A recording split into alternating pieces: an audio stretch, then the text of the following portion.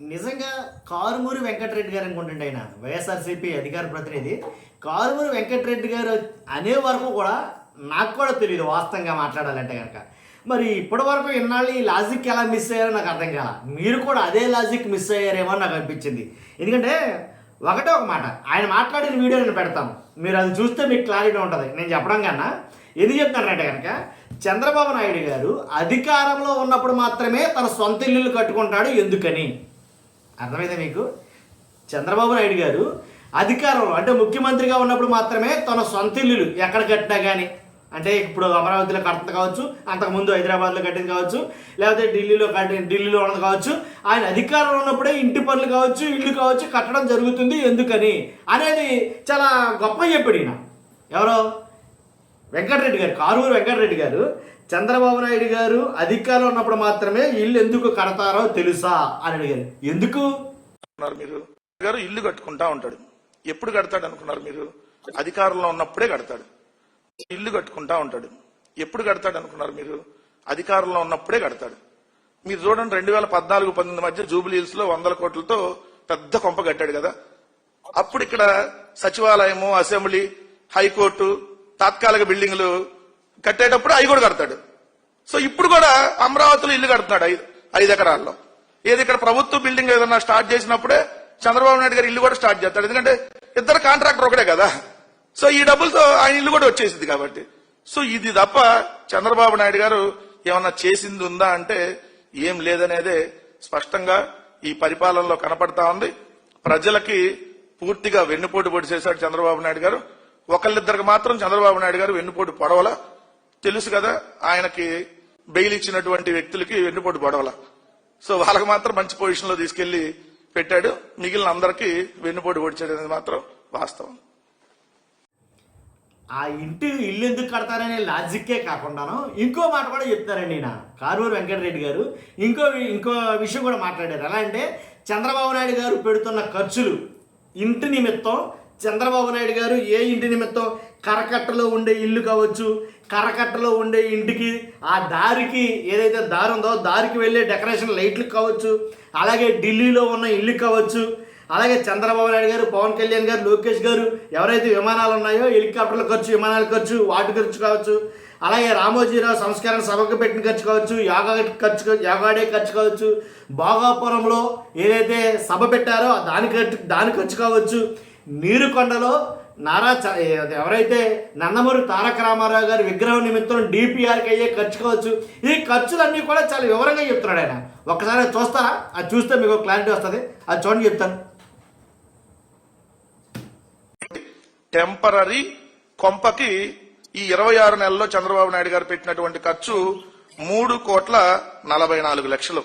ఇది ప్రభుత్వ సొమ్ము. 3 జీవోల ద్వారా, ఒక జీవోలో 1,44,00,000, ఇంకో జీవోలో 1,05,00,000, ఇంకో జీవోలో 95,00,000.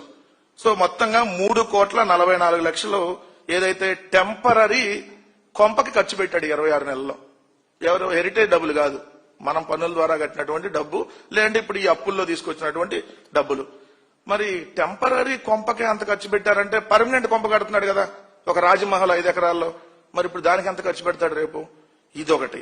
2, ఈ కొంపకి వెళ్లేటటువంటి దారిలో ఏదైతే 1 కిలోమీటర్ డెకరేషన్ లైట్లు పెట్టడానికి, అంటే వెన్నుపోటు బాబు ఇంటికి వెళ్లేటప్పుడు డెకరేషన్ లైట్లు బాగా అద్భుతంగా పెట్టడం కోసం 5,40,00,000 ఏదైతే ప్రభుత్వం నుంచి జీవోని రిలీజ్ చేసుకుని ఖర్చు పెట్టారు. సరే, ఈ కరకట్ట కొంపకి ఎంతంటే ఈయన ఢిల్లీ పోతా ఉంటాడు ఇప్పటికో 30-40 సార్లు. ఢిల్లీ వెళ్ళినప్పుడు ఆ ఢిల్లీలో ఉండటానికి బంగ్లాలో ఒక మీటింగ్ హాల్కి 67,00,000, బంగ్లా మరమ్మతుల కోసం 6,51,00,000, మొత్తంగా 7,18,00,000 ఏదైతే ఢిల్లీలో వెన్నుపోటు బాబు బంగ్లా ఖర్చులు.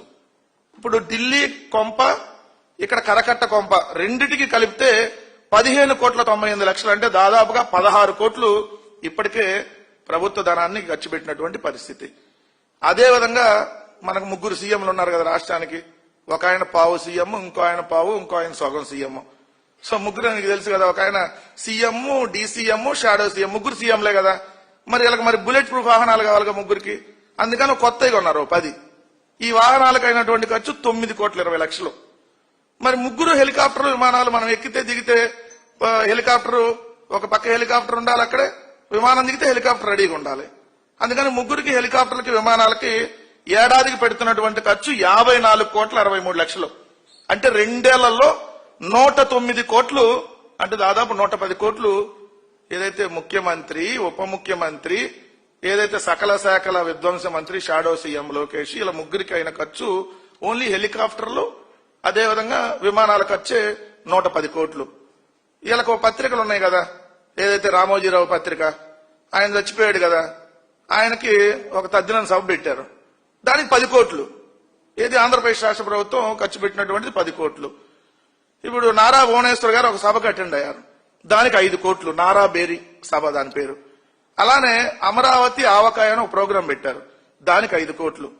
ఇట్లానే అక్కడ అమరావతిలో ఆవకాయ పెట్టారు కాబట్టి మరి పిఠాపురంలో పొట్లకాయో లేదంటే ఇంకెక్కడో ఏ కాయలో పెట్టాలి కాబట్టి సంవత్సరానికి దీనికోసం 50 కోట్లు. ఇది ఈ కల్చరల్ ప్రోగ్రామ్స్ కంట. అదేవిధంగా యోగాంధ్ర అని ఒకటి విశాఖపట్నంలో కండక్ట్ చేశారు, నరేంద్ర మోడీ గారిని తీసుకొని వచ్చి దానికో 300 కోట్లు. మొన్న భోగాపురంలో పెద్ద మీటింగ్ పెట్టారు కదా, 50 కోట్లు. అమరావతిలో మొన్న భోగాపురం కంటే పెద్ద మీటింగ్ పెట్టారు కదా, మళ్ళీ చెల్లికి జరగాలి మళ్ళీ పెళ్ళని మళ్ళీ శంకుస్థాపన కార్యక్రమం, దానికి దాదాపుగా ఒక 500 కోట్లు. ఏదైతే చంద్రబాబు నాయుడు గారు మొట్టమొదటి వెన్నుపోటు పొడిచినటువంటి రామారావు గారిని పెద్దగా చూపించాలి, నాకు ఆ వెన్నుపోటు ముద్ర పోవాలంటే ఓ పెద్ద విగ్రహం పెట్టాలని ఎవరో సజెషన్ చేశారంట. అది నీరుకొండలో పెట్టబోతున్నారు, 300 అడుగుల ఎన్టీఆర్ విగ్రహం. దానికి డిపిఆర్ రూపొందించడం కోసమే 11,56,00,000. మరి విగ్రహానికి ఎన్ని వందల కోట్లు ఖర్చు పెడతారు, ఇంకా అది లెక్క రాలా.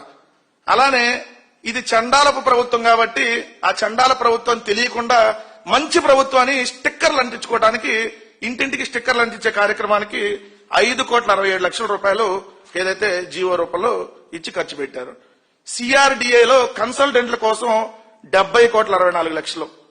ఇది కాకుండా 2024-25 సంవత్సరంలో ప్రభుత్వానికి సంబంధించి పబ్లిసిటీ, ఇంగ్లీషు, తెలుగు, హిందీ, ఉర్దూ, టీవీలు, పేపర్లు, ఏదైతే ఇటన్ని అడ్వర్టైజ్మెంట్స్ కోసం సంవత్సరానికి 747 కోట్లు ఖర్చు పెడుతున్నారు. పెద్ద పెద్ద హోర్డింగ్లు గాని, టీవీల్లో యాడ్లు గాని, పత్రికల్లో యాడ్లు గాని. అంటే 2 సంవత్సరాలకి అంత 1,494 కోట్లు, అంటే దాదాపు 1,500 కోట్లు. 3 మెడికల్ కాలేజీలు వచ్చేస్తాయి, 1,500 కోట్లు ఓన్లీ దానికి. ఈ ప్రభుత్వంలో 34 మంది సలహాదారులు ఉన్నారు, ఒక్కొక్కరికి 2.5 లక్షల నుంచి 6 లక్షల దాకా జీతాలున్నాయి. అంటే ఈ 2 సంవత్సరాలు వాళ్ళకి కోట్లాది రూపాయలు జీతాలకే ఇచ్చారు. కుప్పంలో ఏదో సెంట్రల్ పార్క్ అని కడతాడంట చంద్రబాబు నాయుడు గారు, దానికి డిపిఆర్ కోసం 87 లక్షలు. ఇది కాకుండా స్వర్ణాంధ్ర విజన్ అంట, మరి చంద్రబాబు నాయుడు గారు విజన్ 420, ఇక్కడేమో ఏదో స్వర్ణాంధ్ర అంటున్నాడు. ఆ విజన్ కోసం 175 నియోజకవర్గాలకి 175 మంది కన్సల్టెంట్లు రిక్రూట్ చేశారు. 4 సంవత్సరాల వీళ్ళకి ఒక్కొక్కరికి నెలకు 60,000 రూపాయలు.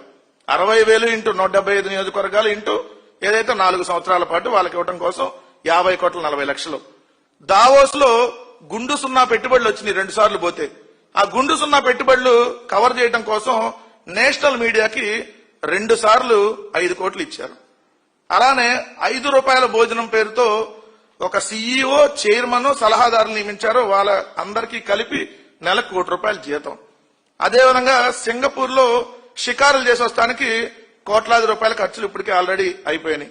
అలానే మంత్రుల విదేశీ పర్యటనలకు ఇప్పటికే కోట్లాది రూపాయలు తగలేశారు గుండు సున్నా వచ్చిన పెట్టుబడులు. అమరావతిలో పిచ్చి మొక్కలు పీకడానికి, నీరు ఎత్తి తోడిపోయడానికి అది పెద్ద కాంట్రాక్టు, నిరంతరం 24/7 నడిచే కాంట్రాక్టు, దానికి 100 కోట్లు.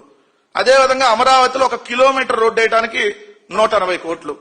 ఈయన రైజింగ్ స్టార్ లేదంటే డామ్ డిస్ట్రిక్ట్ స్టార్ అని ఆ ఇంగ్లీష్ మ్యాగజైన్ లో ఫ్రంట్ పేజీలో లోకేష్ ఫోటో వేయటం కోసం ఆ పబ్లిసిటీకి కోట్లాది రూపాయలు ఖర్చు. చంద్రబాబు నాయుడు గారు 1వ తారీఖు వెళ్లి 4,000 రూపాయల పెన్షన్ ఇస్తా అదైతే డ్రామా ఆడుతూ ఉంటాడు కదా, ఒక్కొక్క రోజు ఒక్కొక్కటి. ఒక రోజేమో గ్యాస్ పొయ్యి వెలిగించకుండా చేపల కూర ఉండటం, ఇంకో రోజు ఆటోలో ఉండటం. ఇలాంటి పబ్లిసిటీకి ఆ 1వ తారీఖు అయ్యే ఖర్చు ₹1,00,00,000.